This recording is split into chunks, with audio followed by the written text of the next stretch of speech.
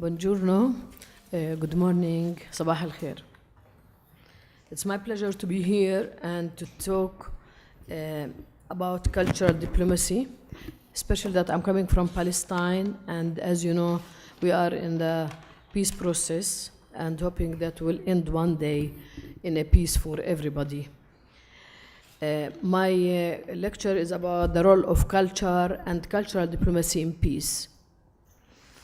Culture is defined as the whole complex of knowledge, belief, art, moral, customs, laws, and any other capabilities and habits created by man who is a member of society, where a group of people is related to each other through persistent relations, or a large social grouping sharing the scarce, the geographical or virtual territory, subject to the same political authority and dominant cultural expectations. Milton Cumming defined cultural diplomacy as the exchange of ideas, information, art, and other aspects of culture among nations and their peoples in order to foster mutual understanding. Shizuru Saiki defined cultural diplomacy as the exchange of ideas, information, art, and culture to promote mutual understandings among citizens of different countries. Therefore, cultural diplomacy is regarded as forming international bridges and interactions, identifying networks and power domains within culture, and transcending national and cultural boundaries. According to Richard Arndt in the book The First Resort of Kings, American Cultural Diplomacy in the 20th Century, in his survey regarding the effectiveness of cultural diplomacy, he observed that cultural diplomacy is a cost-effective practice considering its outcome and impacts on international ties between countries. This survey proves that cultural diplomacy helps create a foundation of trust with other people which policymakers can build on to reach political, economic, and military agreements. Baruch Spinoza defined peace as peace is not an absence of war. It is a virtue, a state of mind, a disposition for benevolence, confidence, and justice. Dears, peace is a word that is frequently uttered as truth, beauty, and love. Common synonyms for peace include friendship, harmony, concord, tranquility, repose, pacification, neutrality, etc. In my opinion, the prerequisite factors for peace are freedom, human rights, political and social justice, democratization, and community building of an authority.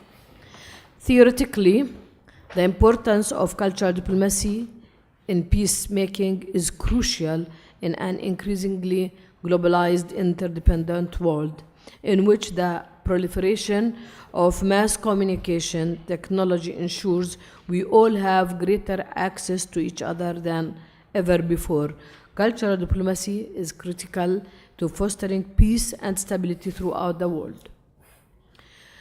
Cultural diplomacy, when learned and applied at all levels, possesses the ability to influence the global public opinion and ideology of individuals, community, cultures, or nations, which can accelerate the realization of the principles of respect and recognition of cultural diversity and heritage, of the protection of international human rights, of global intercultural dialogue, of justice, equality, and interdependence, and finally, global peace and stability. Therefore, my case study is about cultural diplomacy programs between Israel and Palestine and neighboring Arab countries as a case study. In the last 20 years, and since the Oslo Accords, there have been an attempts of providing activities of cultural diplomacy between Israel and its neighboring Arab countries, including Palestine. These were directed either directly on bilateral level or by a third party, which was the most, in an intent of laying foundation of trust and understanding amongst the mass public in both sides. In most cases, these programs took place in third-party countries because of political reasons and because of the need for both parties to detach themselves from their daily work and peer pressure. According to Dan Harchi, ex-director of the Middle East Projects Department in Israel Ministry of Foreign Affairs, who said that sponsored large-scale cultural diplomacy programs do not exist between Israel and its neighboring Arab countries. However, there is some small-scale cooperation between Israel and Palestine and Israel and Arab countries who signed the peace agreement with Israel, concretely Jordan and Egypt. These small-scale activities usually are run by NGOs that involve both Palestinians and Israelis, such as meetings between bereaved families, educational programs for youth, and more.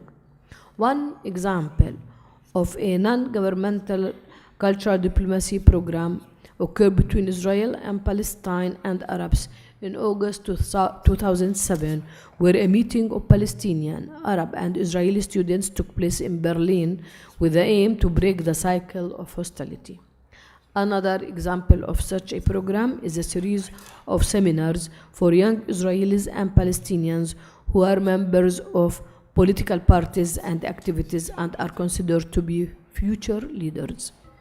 And a third example of such a cultural diplomacy program is a program in which Jordanians participated in marathons in Israel while at the same time tour Israel and meet with other Israeli youth.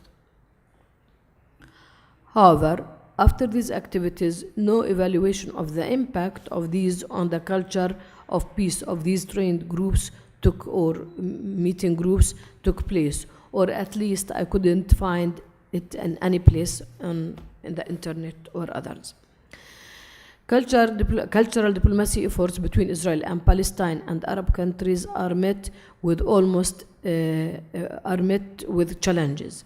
Almost every cultural diplomacy activity between Israel and the Middle East countries is considered by the parties also as a political activity. In addition, the challenges of cultural diplomacy in this area is met with the local and regional political and security realities that prevail on the programs. For example, the invasion of the Israeli military forces or settlers' attack against Palestinian civilians or demolishing Palestinian houses by Israeli military forces or military attacks to Palestinian cities, which occurs on daily basis, could immediately freeze existing cultural diplomacy activities between Israel and its neighboring Arab countries, including Palestine. During the last Intifada, there was paralysis of communications between Israel and its neighboring country. As well, it's worth to mention that even if there is agreement among these countries, yet there is no penetration of the cultural diplomacy programs voluntarily by the general population. What are the challenges of cultural diplomacy in making peace in our case? Does this program of cultural diplomacy have a positive impact in the Israeli-Palestinian Arab case? Dear friends, although all the literature recognizes the benefits of cultural diplomacy in strengthening the international ties between countries, thus improving relations, favoring positive atmosphere, and helping in resolving conflicts. However, the lack of respect by Israel for international law and daily abuse of international human rights is undermining all efforts and activities of those programs of cultural diplomacy. Thus, the above-mentioned challenges leads us to think the cultural diplomacy is an effective tool for peace building. However, this should be accompanied with political will and justice, social justice, democracy, and respect to human rights that are crucial to make cultural diplomacy work. Thank you very much.